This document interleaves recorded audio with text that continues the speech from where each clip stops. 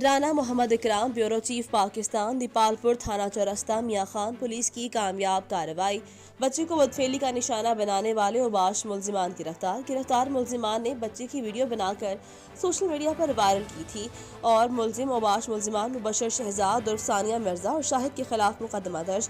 मुकदमे 3 नामजद मुलजिमान के अलावा 2 नामालूम मुलजिमान भी शामिल हैं। मुकदमा मुतासरा बच्चे शहबाज के वालिद शौकत अली की मुद्दत में दर्ज किया गया।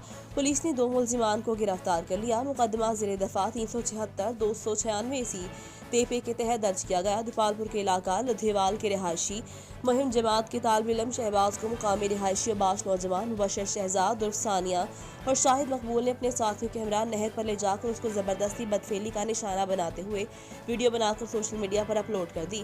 चौरस्ता मियां खान पुलिस ने वाक़े का इल्म होते ही बर वक्त कार्रवाई करते हुए मुलजिमान के खिलाफ मुकदमा दर्ज करते हुए 2 मुलजिमान को गिरफ्तार कर लिया, जबकि दीगर की गिरफ्तारी के लिए पुलिस छापे मार रही है। ऐसे तो रेहानिया कोको का कहना है कि मुतासरा बच्चे को तिब्बी मुआयने के लिए अस्पताल मुंतकिल कर दिया है, जबकि बच्चे के बयानात की रोशनी में तहकीकात का दायरा वसी कर दिया है।